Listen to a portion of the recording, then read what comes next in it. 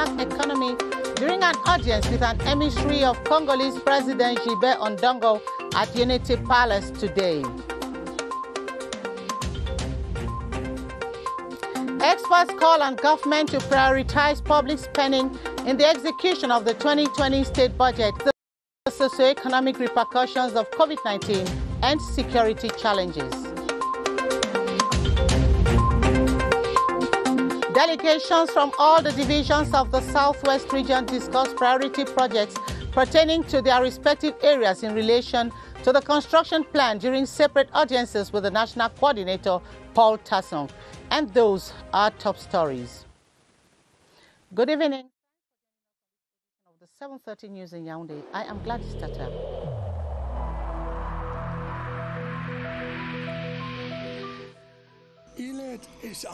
Each of us must comply with the measures that have been taken.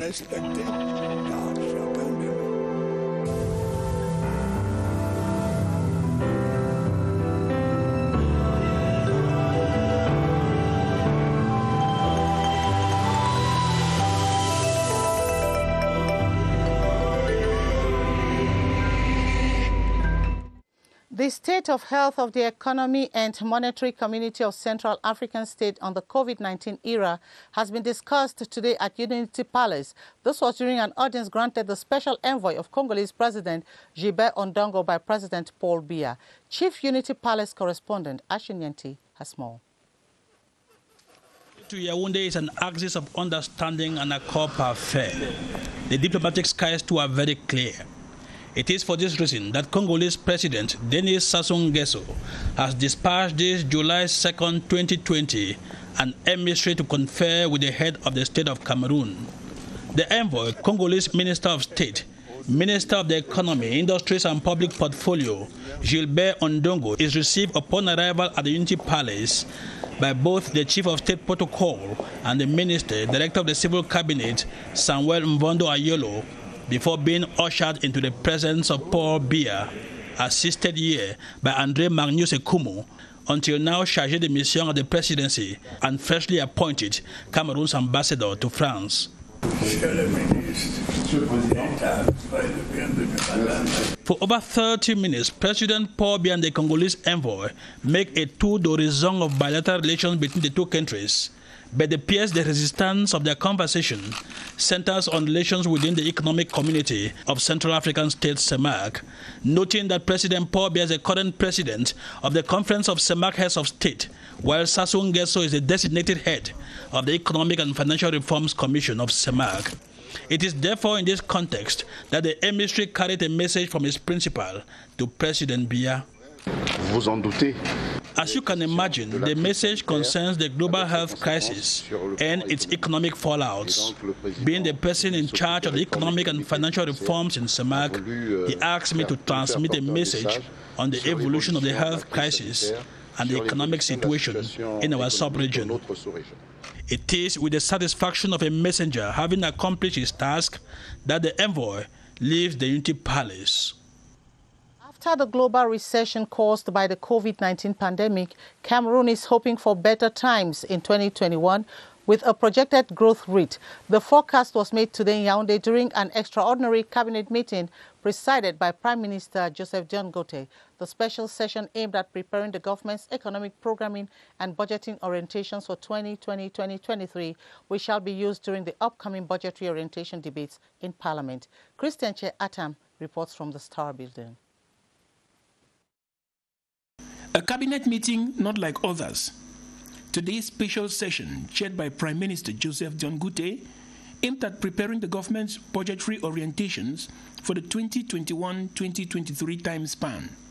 The government is required by law since July 2018 to send these provisions to Parliament in order to enable lawmakers participate actively in drawing up the budget for the following year. During the extraordinary cabinet meeting, it was revealed that after the difficult economic situation in 2020, Cameroon can envisage a better 2021 with an over 3% growth forecast to be driven by the agricultural sector, the relaunch of investments, and other factors.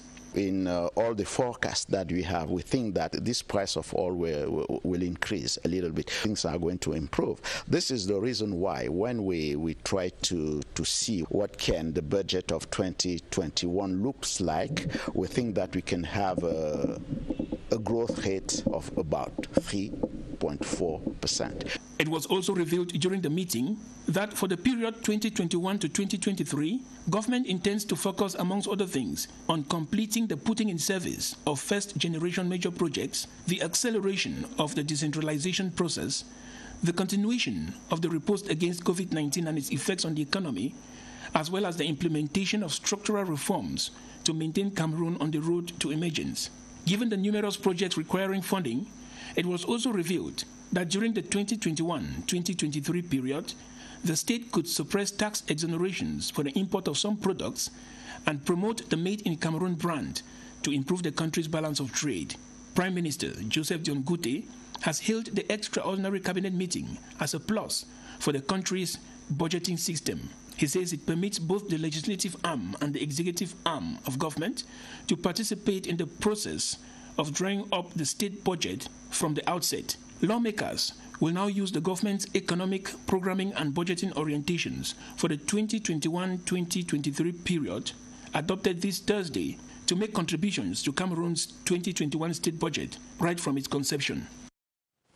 Experts say executing the 2020 state budget will require strategic actions given the challenges the government has to deal with, amongst them security and health concerns. They concede that while the move was inevitable due to the circumstances, there is, however, need for a more realistic approach to attain the development objectives. Clarice Aritakang reports. Security and enforcing actions which have a defining role to play in preserving it. A battle the state has been fighting on various fronts in the southwest, northwest and far north regions of the country. A reduced state budget does not in any way cast doubts over maintaining this cause, officials explain. However, we need to find additional resources to fight terrorism in various parts of the country. If the financial situation were to get worse, I think it would be the right time once more to resort to cooperation. We have been lucky since the beginning that some important foreign partners have been willing to contribute financially and technically. Health will be another bone to contend with. Many agree that managing the socio-economic repercussions of COVID-19 while at the same time stemming the spread of the disease nationwide will put pressure on the execution of the 2020 state budget. Creating a 180 billion CFA franc National Solidarity Fund for that purpose has been saluted. But the fight against coronavirus should be decentralized and ensure that the local authorities receive sufficient resources and also are accompanied by competent personnel. By mutual agreement between both sides, the economic and financial program between Cameroon and the IMF is expected to round up by September 2020. The what next, therefore, remains on the agenda. Furthermore, the state will be looking forward to keeping financial obligations at the local and international levels. Debt servicing cannot be overlooked. With budgetary constraints in place, analysts are unanimous. Strategic spending is key. Members of the National Assembly are pushing for policies that can enable agriculturalists to have better access to water and energy in order to boost their production. This was at the information seminar presided over by the Deputy Speaker, Honorable Gombo Gebri. Meantime, the Parliamentary Network for the Sustainable Management of Forest Ecosystems held its General Assembly. Bureau was elected, as Esther Kima tells us. Water is life's matter and matrix, absolutely essential in the multiplication of soil organisms. Unfortunately, the survival of plants is threatened by water shortage, and when they thrive, the absence of energy hinders the industrialization of produce. Providing adequate source of usable power and water, Deputy Speaker Honorable Komboberi admits, should be a prerogative for the lawmakers to be supported by actions carried out by the ministry in charge of livestock. Without water, we cannot have good agriculture, and with the changing situation of the climate, Then we'll start thinking about things like irrigation. We are talking about industrialization, transformation, and all of that. That cannot equally go without energy. Particularly in the rural areas where most of the raw materials are coming from, we need the energy so that it can create employment for the youth. The network's president, Honorable Salmana Amadou Ali, pledged the advocacy to spur government incentives to cultivators. Meantime, the Parliamentary Network for the Sustainable Management of Forest Ecosystems in Central Africa, REPAR, deliberated on the functioning of the group during the 10th legislature and the work layout for 2020. We just recently went through parliamentary elections, so there are just a few vacancies that have to be filled. Our network is actually organizing a few workshops in the coming weeks and months.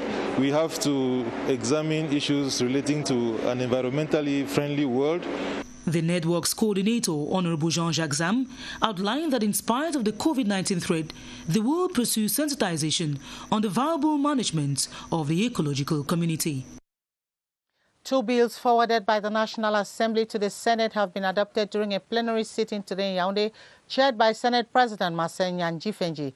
They include the bill to regulate statistical activity in Cameroon and the other to amend and supplement the finance law of Cameroon for the 2020 financial year. Senate correspondent Charles Anyangwe tells us more.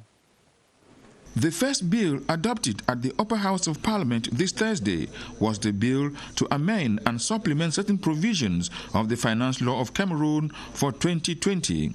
During the adoption plenary, senators took turns and asked questions to Finance Minister Louis-Paul Motaze on the reasons behind the amendment of the finance law. The head of state has taken this decision because it was obvious that we could not continue with the budget that has been enacted with the drop of the oil price and so on and so on.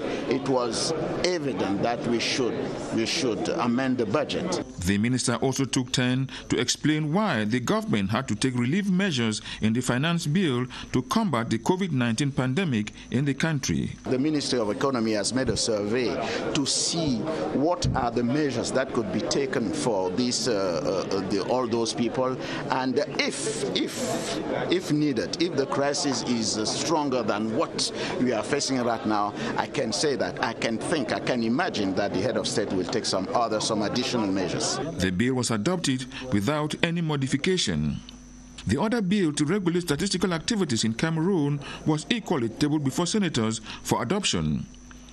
After the presentation of the report of the Committee for Economic Affairs by Senator Aminatu, other senators mounted the rostrum to seek clarifications on the basic principles for producing official data and conditions for coordinating statistical activity. Alamin Usman May, Minister of the Economy, gave satisfactory answers stating rules of professional conduct and the institutional framework for statistical production in the country. We now take you over to the southwest region, where delegations from Fako, Kupe Mwanenguba, and Telebe have presented their priority projects and aspirations to the National Coordinator for the Presidential Plan for the Reconstruction of the Northwest and Southwest regions. This was during separate audiences with the National Coordinator, Paul Tasong in Boya, this Thursday. Details with Henry McCauley in Boya. The first delegation to be received was that from Fako. During the discussions, they presented key infrastructural projects like roads, the reconstruction of schools, health units, amongst other structures, as priorities for the division. If the initiative has to yield concrete fruits, many of the opinion that focus must be put on the development and reconstruction of the human capital. The plan as a whole is a beautiful and wonderful idea. But we need to focus on human capital development. During the turn of the delegation from Kupe Mwanenguba, discussions were equally held along the same lines. Priority projects were roads, schools, health units, farmlands, amongst others. This is a wonderful gift to the aggrieved persons of the southwest region. It is, as we say in pidgin English, Asha eno the helep, but the cold heart. Basically, the program is there to build back better what has been destroyed. The last delegation to be received by the national coordinator was the delegation from Lebialem. Nemboketu Israel is mayor of Wabane. He also attended the discussions. The plan should include the link between the subdivision and the division. That to access the divisional headquarters, we have to go through the northwest, west, and before getting to Menji. At the end of each audience, Mr. Paul Tasson reassured the different delegations that the reconstruction plan will be guided by fairness and transparency and will take into consideration the aspirations of the population. And the national coordinator of the presidential plan for the reconstruction of the Northwest and Southwest regions, Paul Tasson, equally received divisional delegations from Dian and Meme, as Henry Mekole tells us in the following report. The different delegations that had separate audiences with the national coordinator for the president's reconstruction and development plan, Paul Tasson, were from Dian, Meme, and Manyu. On their wish list were roads, youth unemployment, the reconstruction of schools, health units, communication structures, and the provision of basic facilities like water and electricity.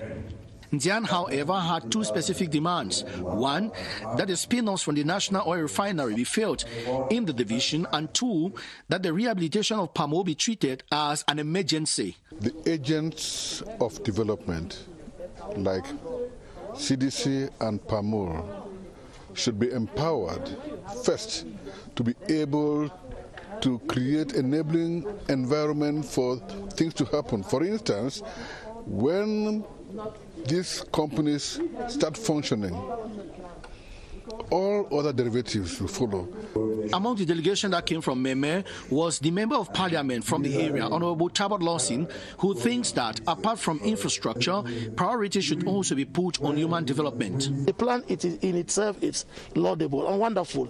It's something that we must thank the head of state. But then, for there to be a conducive atmosphere for investment, for reconstruction, it's one reconstructing the mine, and then you go to the buildings and what. From Manu, delegation members equally centered their worries on infrastructural development. Soweda's mission is to galvanize rural development in the region. When you talk rural development in the southwest, it's about the rural infrastructure, either roads, water, and even housing infrastructure in terms of like health centers and so on. After the deliberations, Minister Paul Tasson thanked delegation members before adding that the initiative will proceed in a fair and transparent fashion.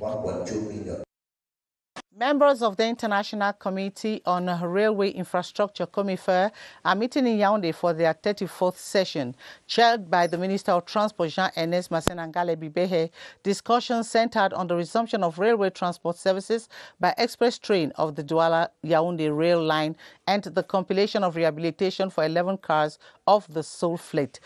Details with Ewane Epole.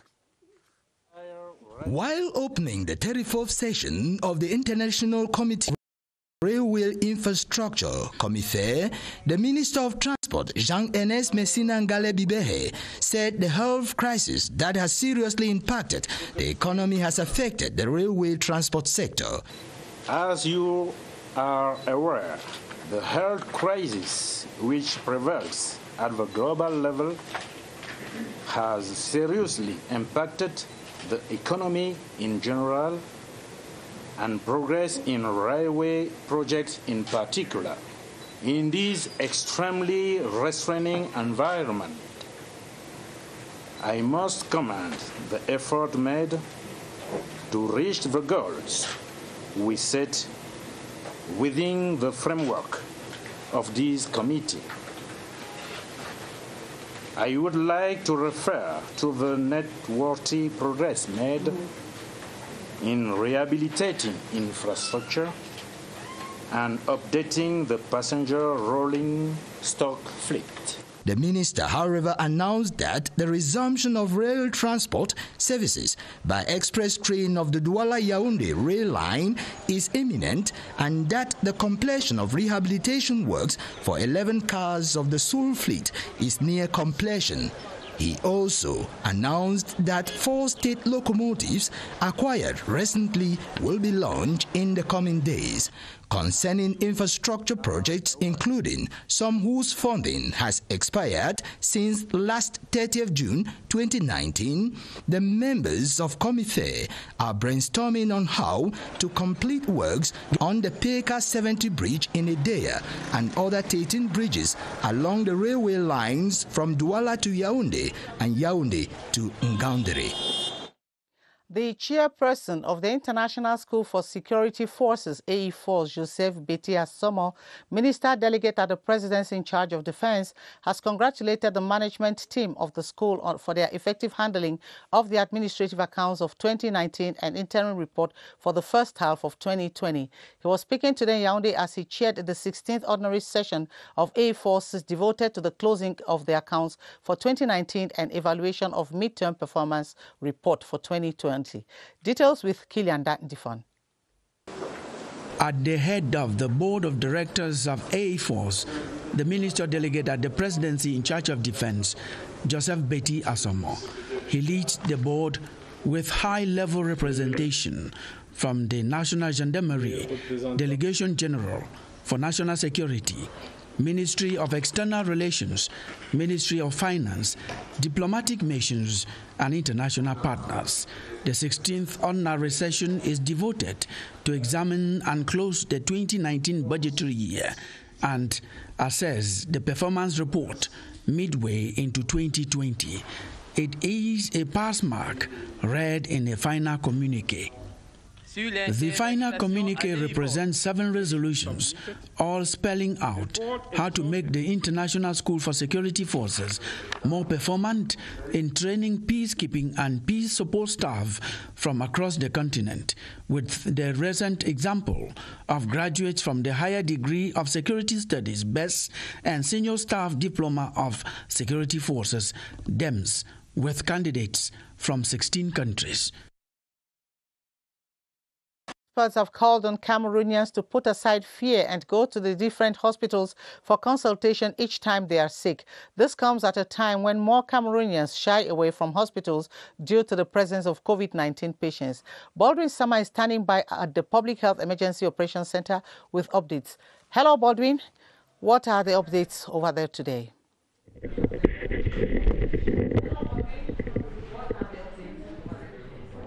Good evening to you, Gladys. As you rightly said, public health experts are quite worried. Worried about the present situation that for most Cameroonians, more and more Cameroonians who are suffering from other illnesses like typhoid, malaria, or tuberculosis, who are scared of going to these other hospitals in the different regions of the country because of the presence of COVID-19 patients. So they are scared of being infected. But the take-home message from public health experts during their traditional press briefing this evening is that they should not be scared. They are rather being encouraged to go to the hospitals, have themselves consulted and have themselves treated, given that more and more of these COVID-19 patients are being taken care of in the different available isolation centers for COVID-19 patients created and that are already operational. They have cited the example of the former Oka building, former Oka supermarket building here in Yaoundé and the Olembe Sports Complex equally. And that is what we shall be discussing with our resource person, Dr. Eric Tanzi, a public health expert. Good evening, Doctor. Yeah, good evening, Baldwin. What level of frequency have you noticed so far as a public health expert for most Cameroonians, those who are suffering from other pathologies, visiting some of these hospitals nowadays?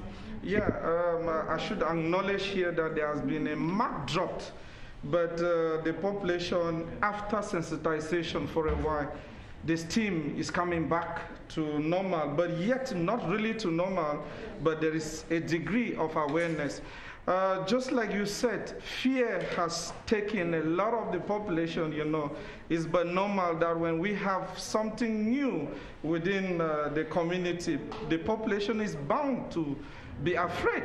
But based on information, continuous sensitization, they have now known and get abreast with information that it is not everybody that gets to the health facility will become a suspect. And again, in the hospital milieu all over the national territory, there is demarcation and well-capped procedures that have been put in place whereby each and every one that comes to the hospital, there's a preliminary screening that sends suspected cases at one site, and routine cases to another section. And those on high suspicion are now being tested with a rapid test within 15 minutes, and then you will be orientated to a treatment center if confirmed positive. And those who don't produce any signs or symptoms or who are not suspects go for normal routine check, like what has brought them to the health facility, so that they could be cared for. So there is no need for Cameroonian population to be worried, but continue to follow up your normal health checks because they kill more than COVID-19. Thank you so much, Doctor, for always being available as a resource person. Public health experts this evening have outlined a number of objectives that they must meet in the next 2 months. They cited the examples of a total stop to the spread of COVID-19, especially in Cameroon, and the management of the present number of COVID-19 cases confirmed in the country. Back to you, Gladys. Thank you very much, Baldwin Sama, and to our public health experts. And we should always keep safe in order to curb the spread of the pandemic. Meantime, medical practitioners handling the novel coronavirus in Cameroon have recommended 14 days of quarantine after exposure and another 14 days of isolation once treatment is complete. According to medics, the 2-week period gives the body enough recovery time to avoid reinfection. Cynthia Saptala spoke to some health personnel in Yaoundé and put together this report. Cameroon public health officials managing persons with the coronavirus disease say the time since recovery strategy adopted in the territory is 14 days. Based on experts, the time frame gives enough provisions for the body to rebuild its defenses. The reason why we impose 14 days of isolation after treatment is because the virus still remains within the bodily fluids. So it's better for the patient to be isolated because he's a potential threat to the population, to all those who have not been infected yet, because he still carries the virus within.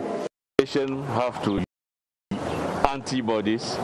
These antibodies are enough after 28 days. They add that a 2-week period after recovery is important in minimizing the chance of prolonged shedding of replication-competent virus in healthcare personnel in close contact with vulnerable persons and individuals with conditions that might weaken their immune system. There is a tendency for them to get reinfected later. It has not yet been confirmed if there's any resistance. Once you've left the hospital, the first thing to do would be to complete the treatments and to respect the measures like of confinement or isolation, and avoid maybe exposing yourself to various agents, other agents that might attack the immune system. Though the isolation period may seem difficult for patients living quarantine, medics in the country stress that it is the only way to be sure of a negative result at the end.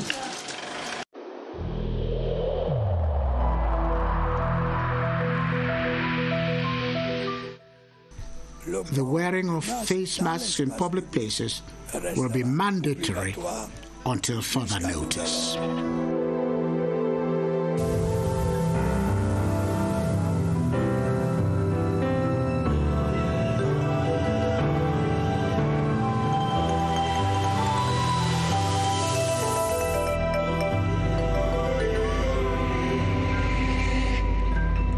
Egypt seeks the diplomatic support of Cameroon to help peacefully resolve the Renaissance Dam construction tussle between her, Ethiopia, and Sudan.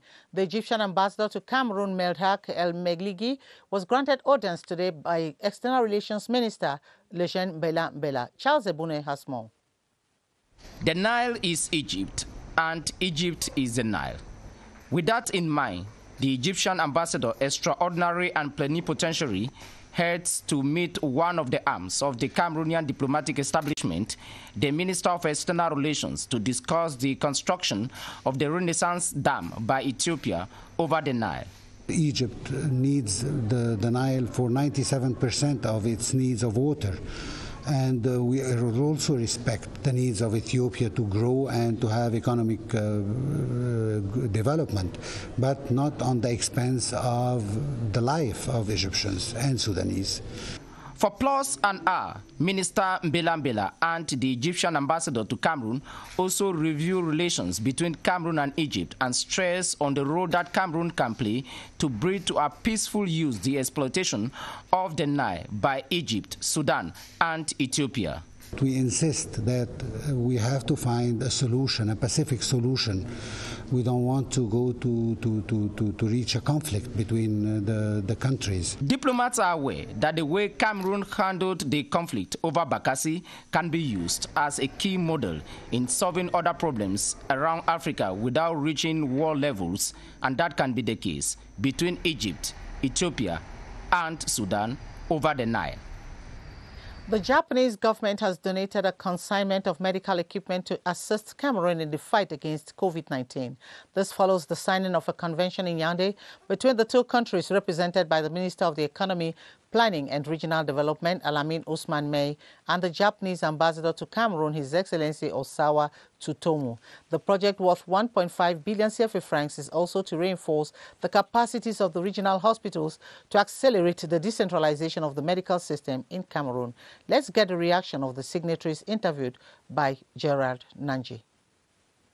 The government of Japan decided to finance this project to support the effort of Cameroonian government, not only in the fight against the COVID-19, but also to reinforce the medical capability of the regional hospitals of Cameroon. This grant of up to 1.5 billion CFA will help our health system strengthen its capacity, both to face the challenge as well as to improve on the infrastructures of our regional hospitals. This is to protect life and livelihood and give access to the population in rural areas as well as in urban areas to high quality health system and services. And we now go over to the Central region, where the population has been urged to go for voluntary screening for COVID-19 and make sure they continue respecting the barrier measures. And Governor Nasiri Paul Biya made the appeal while visiting 4 screening centers in the Mfundi division. Ebude Ekane of our Central regional station tells us more. The visit by the Chief Executive of the Central Region, Nasiri Pobia, to some 4 screening centers for COVID-19 in the Mfundi Division was aimed at assessing how effective they've been operating, be it at the Penitentiary Medical Center at Kondengi, the screening centers at Biamasi, the Multipurpose Sports Complex, and Fandena. The governor and his team encouraged the medical personnel who are in the front line to contain the spread of the disease. We wanted to, first of all, make sure that all our objectives are being applied in the field. The 4 centers are divided into various health districts, and so we have a special one at the prisons in Kondengi, which started functioning just this week, and we are happy to see the number of persons who go there per day. At the last stopover, Nasiri Pobia was visibly satisfied with the outcome of the screening exercise. We are happy to know that about 80 persons who were today tested all are negative. It's a good sign to show that the war we are waging is yielding fruits. As a result of continuous sensitization, many Cameroonians are now showing interest in knowing their status. The population of the Central region have been enjoined to continue to respect the barrier measures to flatten the curve of the pandemic. West region, the divisional officer of Bamenda 2, Nicolas Congo Manchang, has been commissioned into office with a mission to intensify the fight against insecurity and stem the propagation of the COVID-19 in the subdivision. MESAM Senior Divisional Officer Simon Emile Mo chaired the installation ceremony, as you tell us, Sylvie Banta from Bamenda.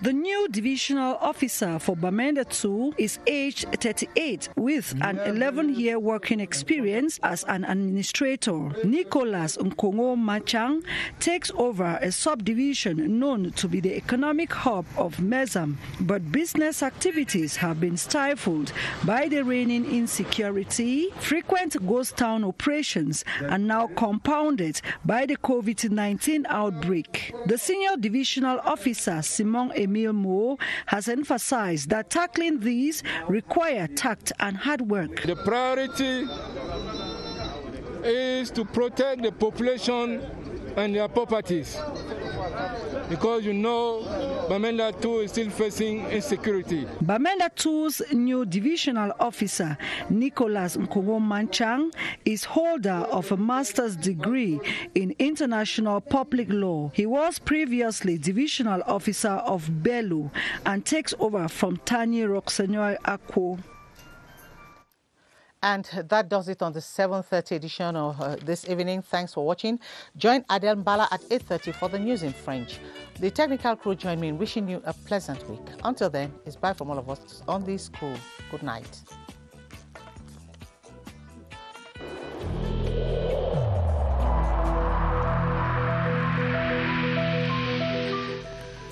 In this connection, we should avoid stigmatizing.